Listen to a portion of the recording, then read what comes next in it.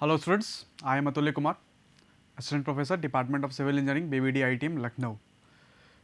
I am teaching you here fluid mechanics. Today we will study about turbulent flow. In the last class, we have studied about different types of flow such as laminar flow, turbulent flow, transition flow. On the basis of Reynolds number. What is Reynolds number? As we know that Reynolds number is the ratio of inertia force upon viscous force.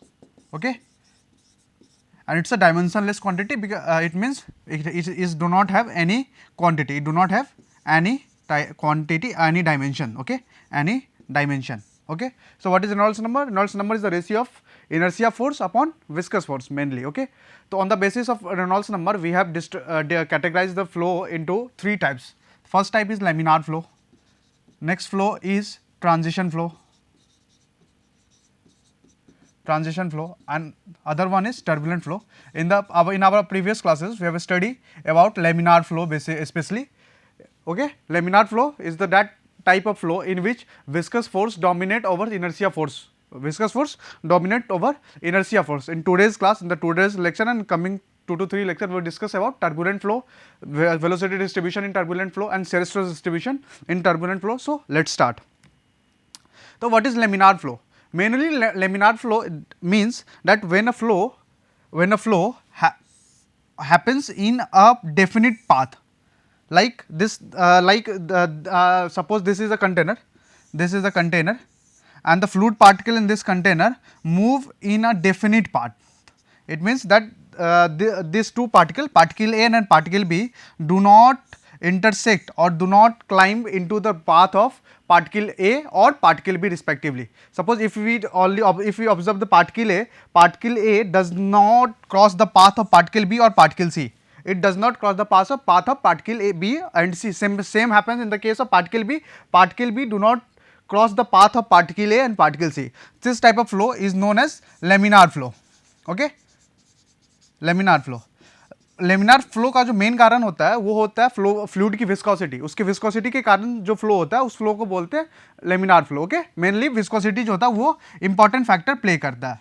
ठीक है, जैसा कि Reynolds number में हम लोग ने पढ़ा है, अभी रेनॉल्ड्स आरई में पढ़ा था कि RE is equal to viscous force inertia force upon viscous force. तो इनर्शिया फोर्स किसके कारण से होता है? इनर्शिया फोर्स अगर हम Newton second law of motion में जाएं, एनएलएम यूज करें, Newton second law of motion use करें, तो इनर्शिया फोर्स होता है मास इनटू एक्सेलरेशन के कारण. और विस्कस फोर्स कहां से हमें पता चलता है? विस्कस फोर्स पता चलता है न्यूटन लॉ ऑफ विस्कोसिटी, जो कि रिप्रेजेंट क्या करता है? Tau equal to shear stress equal to nu D U upon D Y. On the basis of this two, on the basis of Reynolds number, we categorize different types of flow. तो आज का जो हमारा main factor होगा, हम लोग turbulent flow के बारे में ब्रीफली डिस्क्राइब करेंगे आज.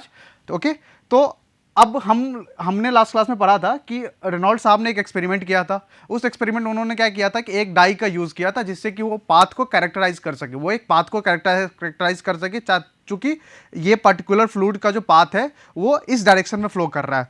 कैसा कैटेगराइजेशन था? सपोज करिए कि इनका ये एक्सपेरिमेंट सेटअप था. एक्सपेरिमेंट सेटअप में क्या था कि हमारे पास एक कंटेनर होता है जिसमें कि हमने फ्लूइड को फिल कर रखा है. फ्लूइड इसमें फिल है और इसी कंटेनर के साथ एक डाई यानी कि कोई भी कलर्ड लिक्विड. कंडीशन ये था कि जितनी फ्लूइड की स्पेसिफिक ग्रेविटी होगी, एसजी की जो वैल्यू जितनी फ्लूइड की होगी, सेम स्पेसिफिक ग्रेविटी इस डाई की होनी चाहिए. जो भी फ्लूइड, जरूरी नहीं है वाटर, अगर हम वाटर ले रहे हैं तो भी ठीक है, या अगर कोई और फ्लूइड ले रहे हैं उसका अगर हम पाथ डिफाइन कर रहे हैं या पाथ की स्टडी कर रहे हैं, तो उस पाथ में और जो डाई हम यूज करेंगे पाथ डिफाइन करने के लिए, उन दोनों की स्पेसिफिक ग्रेविटी की वैल्यू क्या होगी? स्पेसिफिक ग्रेविटी की वैल्यू सेम होगी. तो क्या किया गया कि यहां से एक नोजल लगा हुआ था, एक पाथ लगा हुआ था, टैप लगा हुआ था, यहां से पानी फ्लो होना स्टार्ट हुआ. सेम टाइम पे डाई भी स्टार्ट हुआ. अब आप देख सकते हैं कि इन तीनों डायग्राम में अपन देख सकते हैं कि यहां पे देखिए ये डाई का कलर है, ये पूरा रेड कलर से मार्क कर लेते हैं, ये डाई है और ये पानी का फ्लो है. आप देख सकते हैं कि डाई का जो पाथ है, डाई अपने रास्ते में चल रहा है, पानी अपने रास्ते में चल रहा है. दोनों एक दूसरे के साथ इंटरसेक्ट नहीं कर रहा है. वहीं अगर हम ट्रांजिशन फ्लो की बात करें, ट्रांजिशन फ्लो मतलब होता है कि स्टेट चेंज करना. अगर आप कोई चीज का ट्रांसफर होता है एक जगह से दूसरे जगह पे, तो बीच में कुछ एक ऐसा फेज आता है, एक ऐसा मोमेंट आता है कि वो न्यूट्रल केस में होता है. तो आप बोल सकते हैं कि ट्रांजिशन फ्लो जो होता है वो पाथ चेंज, स्टेट चेंज होने का का इंटरजंक्शन है, ये जंक्शन है किसका, कोई भी फ्लो को लेमिनार से टर्बुलेंट में चेंज होने का ये जंक्शन हम बोल सकते हैं ट्रांजिशन फ्लो को। इसमें क्या होता है कि कुछ दूर तक तो पार्टिकल पैरेलल चलता है, यानी कि लेमिनार फ्लो का लेमिनार का बिहेवियर शो करता है, उसके बाद क्या करता है पार्टिकल के अंदर में धीरे धीरे टर्बुलेंट का बिहेवियर आना शुरू हो जाता है धीरे धीरे।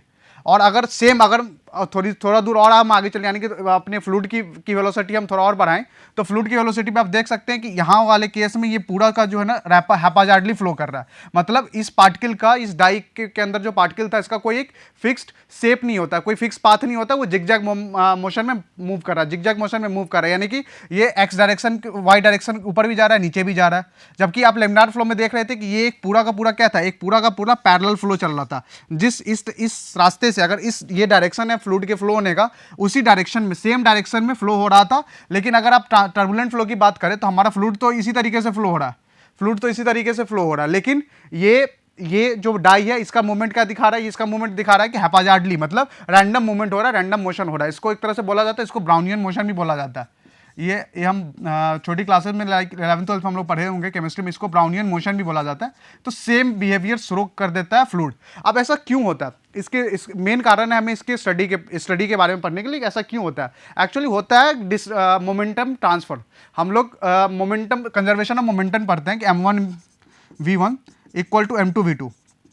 ये क्या था, कंजर्वेशन ऑफ मोमेंटम का लॉ था, m1v1 इक्वल टू m2v2। मतलब अगर सपोज करो दो बॉडी है, दो बॉडी अगर आपस में कोलाइड होती है, आपस में कोलाइड होती है, तो उस टाइम में क्या होता है कि मोमेंटम ट्रांसफर हो जाता है, एक बॉडी का मोमेंटम दूसरे बॉडी के मोमेंटम में ट्रांसफर हो जाता है। सेम केस अगर हम फ्लूइड के साथ अगर इस चीज को रिलेट करें, यहाँ पे फ्लूइड के केस में रिलेट करें, तो डाई का सपोज करो, डाई की अपनी वेलोसिटी थी और वाटर की अपनी वेलोसिटी है, लेकिन जब एक दूसरे के साथ जब वो इंटरेक्ट हो रहे हैं, तो मे भी पॉसिबल है कि जब कम वेलोसिटी थी, फ्लूइड की जब वेलोसिटी कम थी, डाई की भी वेलोसिटी कम थी, तो दोनों अपने रास्ते में रहे, क्योंकि ज्यादा उस टाइम में मोमेंटम ट्रांसफर नहीं हो पाया, उस टाइम में मोमेंटम ज्यादा ट्रांसफर नहीं हुआ। लेकिन जैसे ही हम पार्टिकल की यानी कि फ्लूइड की वेलोसिटी हमने इंक्रीज कर दी, तो उस टाइम में हमें देखा गया कि मोमेंटम ट्रांसफर होने के कारण क्या हुआ कि पार्टिकल अचानक से डाई में क्या होता है, वेलोसिटी बढ़ गया, जिसके कारण से वो रैपिड हैप्पीजार्डल मूवमेंट करना स्टार्ट कर दिया। अब रेनॉल्ड्स नंबर से हमें एक फॉर्मूला मिला था जो क्या था, R equal to rho V D upon nu, जिसमें रो क्या था, डेंसिटी ऑफ फ्लूइड थी, वी क्या थी, वेलोसिटी ऑफ पार्टिकल फ्लूइड का था मोशन का, और डी क्या था, जो भी क्रॉस सेक्शन है डाया है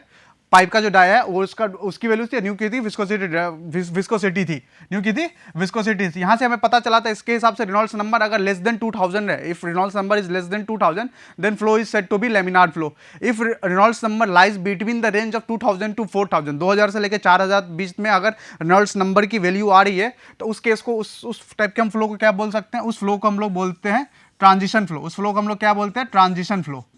और अगर रेनॉल्ड्स नंबर की वैल्यू ग्रेटर देन 4000 है, अगर रेनॉल्ड्स नंबर की वैल्यू ग्रेटर देन 4000 है, तो उस टाइप के फ्लो को हम लोग क्या बोलेंगे, उस टाइप के फ्लो को हम लोग बोलेंगे टर्बुलेंट फ्लो। उस टाइप के फ्लो को हम लोग बोलेंगे टर्बुलेंट फ्लो।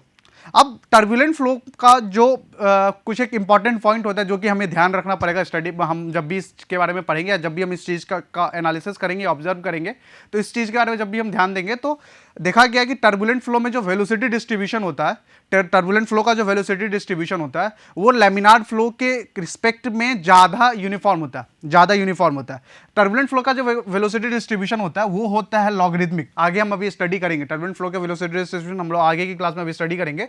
लेकिन एज एग्जांपल अभी फॉर द टाइम में हम इस चीज़ को ऑब्जर्व करते हैं कि टर्बुलेंट फ्लो का जो वेलोसिटी डिस्ट्रीब्यूशन होता है वो लॉगरिथमिक होता है। वहीं लैमिनार फ्लो का जो वेलोसिटी डिस्ट्रीब्यूशन होता है वो पैराबोलिक होता है। लास्ट क्लास में हम लोग ने इस चीज को पढ़ चुका था, हम लोग इस चीज को डिराइव कर चुके थे।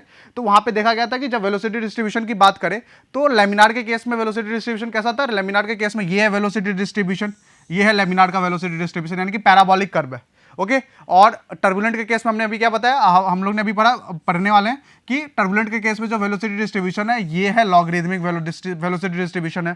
तो इसका मतलब क्या, आप देख सकते हैं कि जो वेलोसिटी का वेरिएशन है वो इसी हाइट तक है, ये हाइट तक ही वेलोसिटी का वेरिएशन है।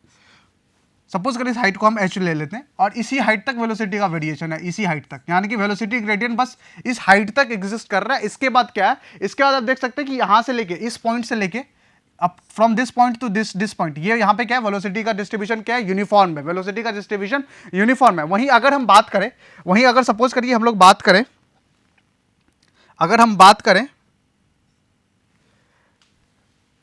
लेमिनार फ्लो के केस में, तो उस केस में देखा गया है कि आप हर जगह वेलोसिटी की जो प्रोफाइल है ये कुछ ना कुछ अलग हो रहा है, हर जगह वेलोसिटी का जो प्रोफाइल है कुछ ना कुछ अलग है। सपोज करें यहाँ पे वेलोसिटी रख लेते हैं v1, यहाँ वेलोसिटी फिर से चेंज हो गई v2, क्यों? क्योंकि ये इतना पास पार्ट एक्स्ट्रा आ गया, ये पूरा पार्ट क्या है इसमें एक्स्ट्रा आ गया।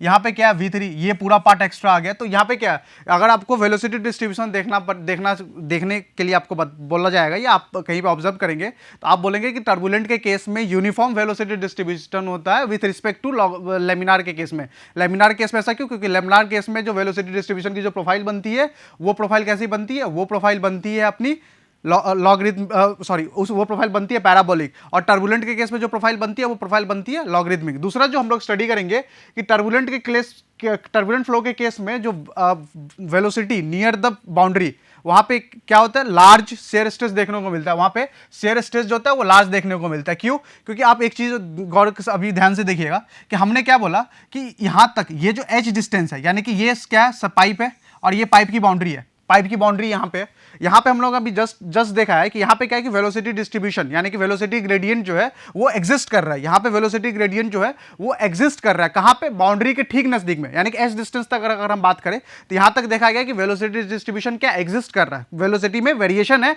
विद रिस्पेक्ट टू हाइट के साथ वेरिएशन है। और हमने पढ़ा है कि अगर शेयर स्ट्रेस की बात की जाए तो शेयर स्ट्रेस इक्वल तो होता है nu D U upon D Y, यानी कि ये रिप्रेजेंट किसको कर रहा है, वेलोसिटी ग्रेडियंट को, यानी कि एच डिस्टेंस तक कुछ ना कुछ तो शेयर स्ट्रेस एग्जिस्ट कर रहा होगा। लेकिन अगर आप यहां से ए पॉइंट से, अगर हम इस पॉइंट को लिखे ए पॉइंट से बी पॉइंट तक चलेंगे, अगर हम लोग ए पॉइंट से बी पॉइंट तक अगर हम लोग चल रहे हैं, अगर हम लोग ए पॉइंट से बी पॉइंट तक चल रहे हैं, एक सेकेंड मैं थोड़ा इंक चेंज कर लूं।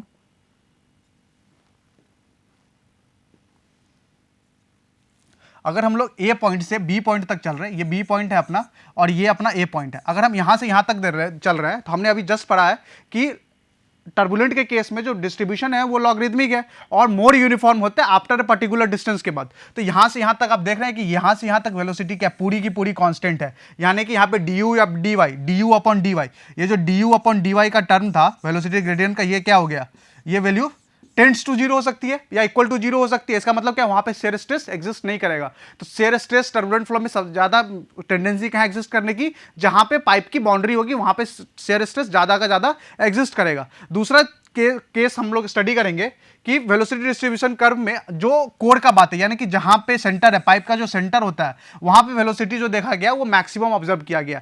पाइप के सेंटर पे टर्बुलेंट फ्लो के केस में वेलोसिटी मैक्सिमम देखा गया। ये सेम केस होता है लेमिनार फ्लो के केस में। इस यहाँ पे दोनों में डिफरेंस नहीं है, दोनों के केस में जहां भी पाइप का कोर होगा, यानी कि पाइप के सेंटर पे फ्लो की वेलोसिटी क्या होती है, मैक्सिमम होती है, विद इरिस्पेक्टिव ऑफ फ्लो कौन सा है, लेमिनार फ्लो या टर्बुलेंट फ्लो, उससे फर्क नहीं पड़ता। बस हमें वहां पे ऑब्जर्व क्या मिलता है कि वहां पे वेलोसिटी मैक्सिमम होती है, क्योंकि वहां पे मोमेंटम एक्सचेंज ज्यादा होता है, मोमेंटम एक्सचेंज ज्यादा होता है। तो ओके, वेलोसिटी डिस्ट्रीब्यूशन देखा गया लेमिनार के केस में वो होता है पावर लॉ को फॉलो करता है। वेलोसिटी डिस्ट्रीब्यूशन जो होता है वो पावर लॉ को फॉलो करता है in the case of laminar flow. लेकिन अगर टर्बुलेंट फ्लो की बात करें, तो वो पैरालाइट लॉ को फॉलो करता है, पैराबोलाइट लॉ को फॉलो करता है। ओके, नेक्स्ट जो बात करेंगे हम लोग, टर्बुलेंट फ्लो में हमने अभी जस्ट पढ़ा कि वो डिस्टर्बेंस होता है, उसका कोई पर्टिकुलर पाथ नहीं होता, वो कुछ ना कुछ मोमेंटम एक्सचेंज के कारण हैपाजार्डली मतलब रैंडम मूवमेंट होता है। इस रैंडम मूवमेंट में एक टर्म आता है एडी।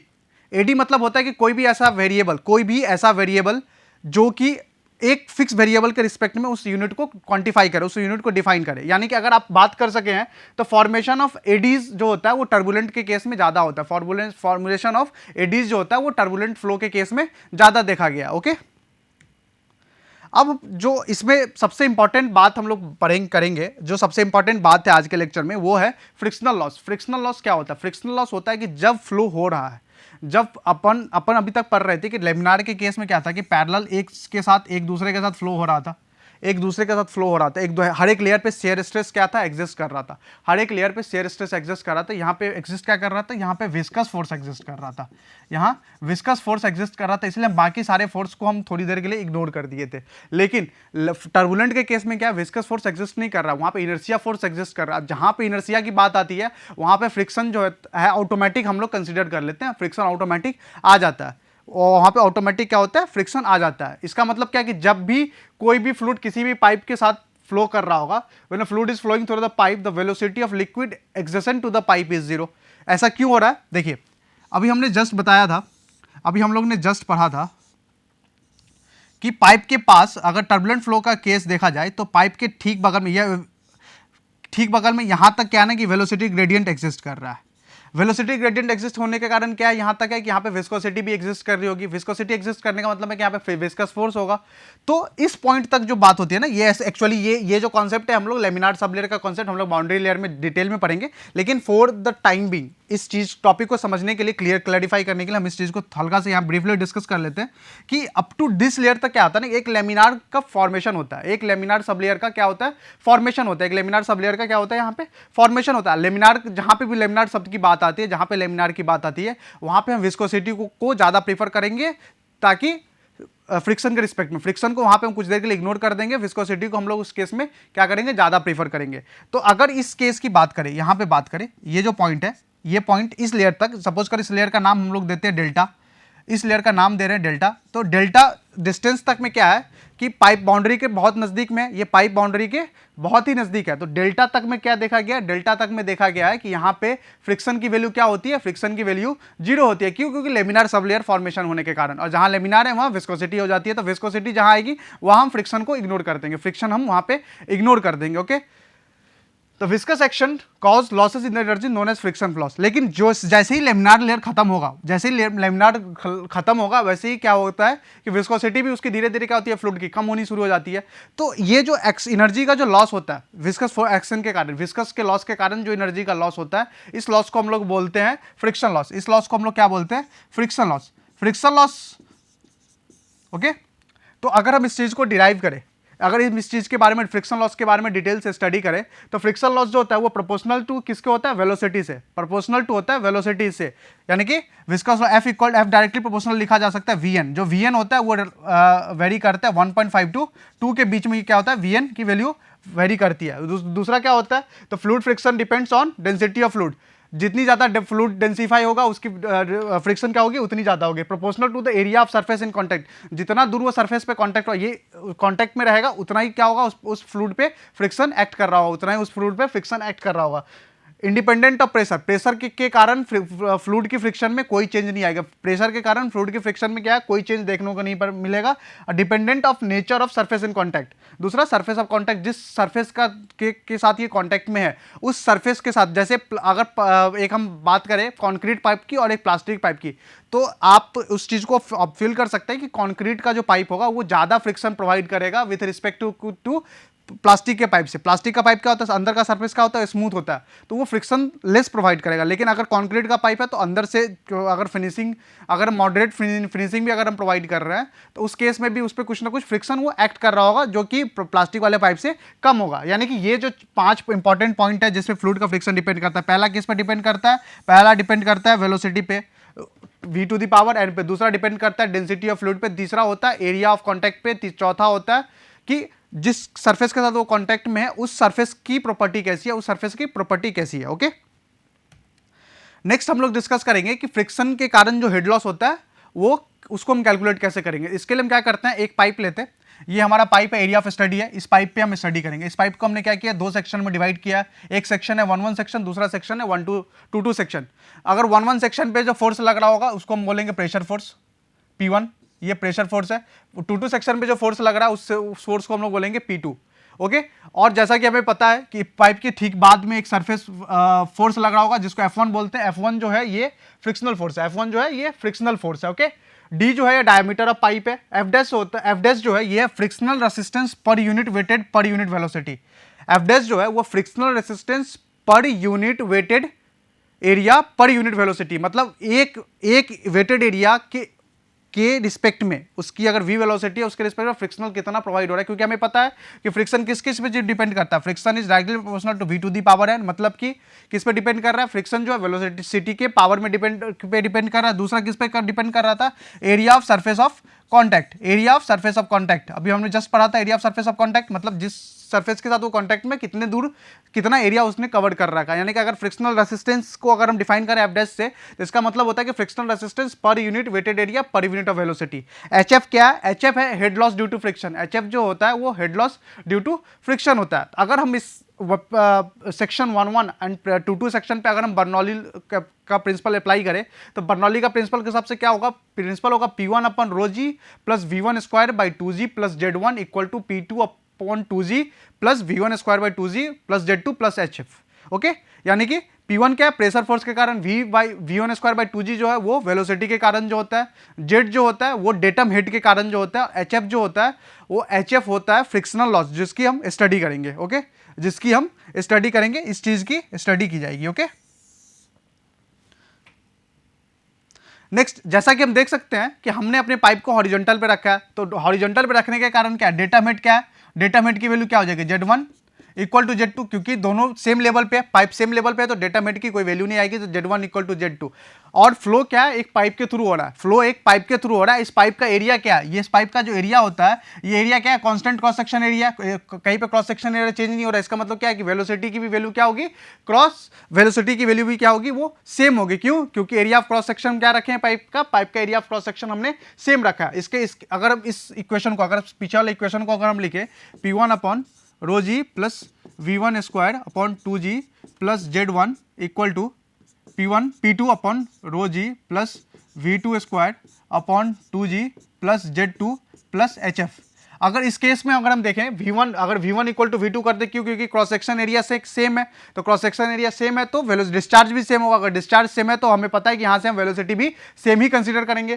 तो यानी इसका मतलब क्या है कि V1 और V2 ये दोनों वाला टर्म क्या होगा, हम कैंसल आउट कर सकते हैं। दूसरा, पाइप का लेवल सेम है, पाइप का लेवल सेम है मतलब सेम लेवल पे हॉरिजॉन्टल है, तो उस केस में Z1 Z2 यानी कि डेटम हेड की जो वैल्यू होगी वो भी क्या हो जाएगी, वो भी सेम है। तो डेटम हेड यानी कि Z1 Z2 वाला भी टर्म क्या होगा, कैंसिल आउट हो गया। तब जो बचा हुआ टर्म वो बचता है कौन सा, P1 अपन रो जी यानी कि P1 अपन रो जी, दूसरा P2 upon rho G, P2 upon rho G plus HF plus HF क्या है, head loss due to friction. अगर हम यहां से head loss due to friction को लिख सकते हैं तो वो क्या लिख सकते हैं, HF equal to P1 by rho g minus P2 upon rho ji.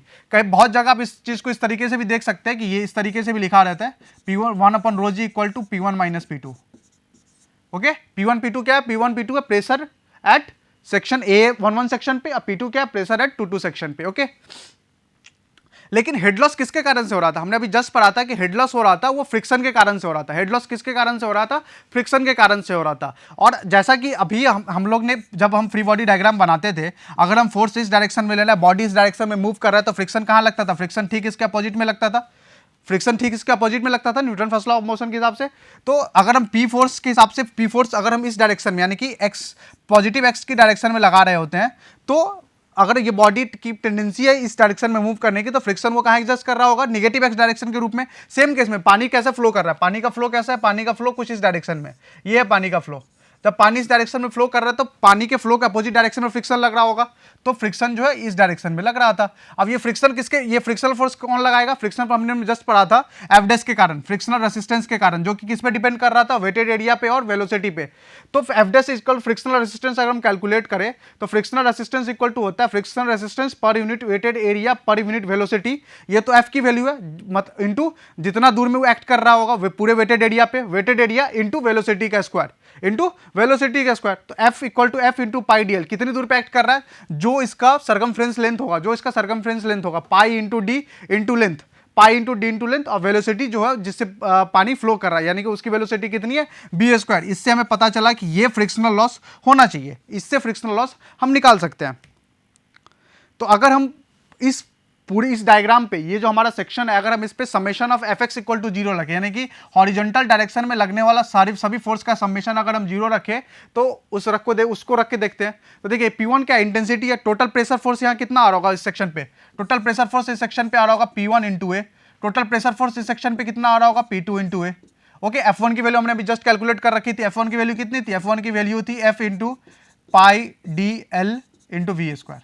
Okay, ये वैल्यू हमने जस्ट अभी कैलकुलेट कर रखी थी। तो समेशन ऑफ एफ एक्स करते हैं, तो समेशन ऑफ एफ एक्स करने पे हमें पता चला P1 इंटू ए माइनस P2 इंटू ए। क्यों, क्योंकि अगर हम इस डायरेक्शन को पॉजिटिव ले रहे हैं तो अपोजिट डायरेक्शन ऑटोमेटिक निगेटिव है।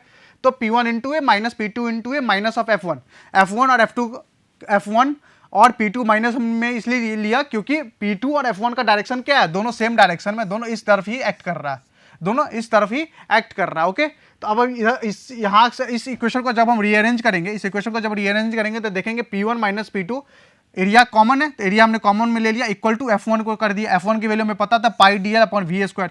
P1 minus P2 equal to हम लिख सकते हैं F into pi D L into V square upon A, pi D L upon V square into A. यानी कि अगर इससे अभी जस्ट पहले हमने लिखा था कि P1 minus H F equal to हमने लिखा था, एच एफ इक्वल टू लिखा था P1 by rho ji into P1 minus P2 लिखा था। यानी कि यहां से अगर हम P1 माइनस P2 को लिखें, इस इक्वेशन से P1 माइनस P2 को लिखें तो ये हो सकता है rho ji into H F head loss due to friction.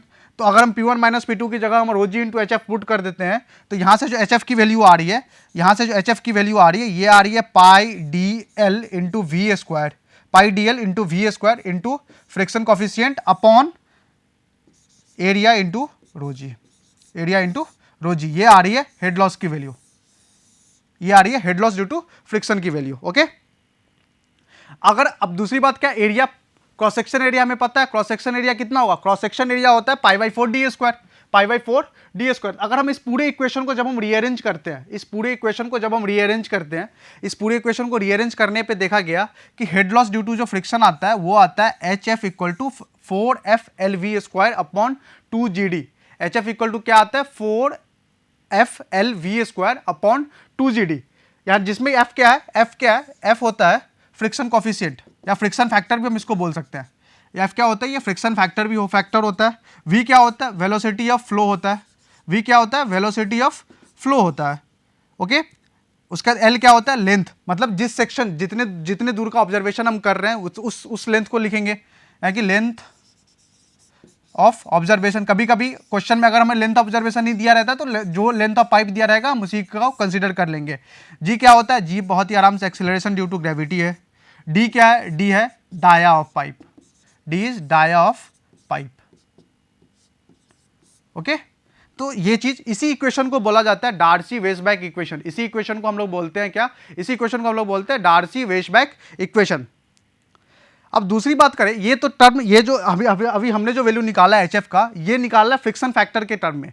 ये जो वैल्यू निकली HF equal to 4FLV square upon 2GD, ये निकला है फ्रिक्शन फैक्टर के टर्म में। अगर हमें सेम वैल्यू हेड लॉस की वैल्यू अगर इन the terms of shear stress पूछे, अगर हमें शेयर स्ट्रेस के टर्म में निकालना हो तो हम कैसे निकालेंगे, उसके स्टडी हम नेक्स्ट में करते हैं। जस्ट हमने अभी क्या किया है, सबसे पहले हम इसमें क्या करेंगे कि summation of FX equal to 0, summation of FX मतलब हॉरिजॉन्टल डायरेक्शन में जितने भी फोर्स लग रहा है उसका समेशन क्या होना चाहिए, 0।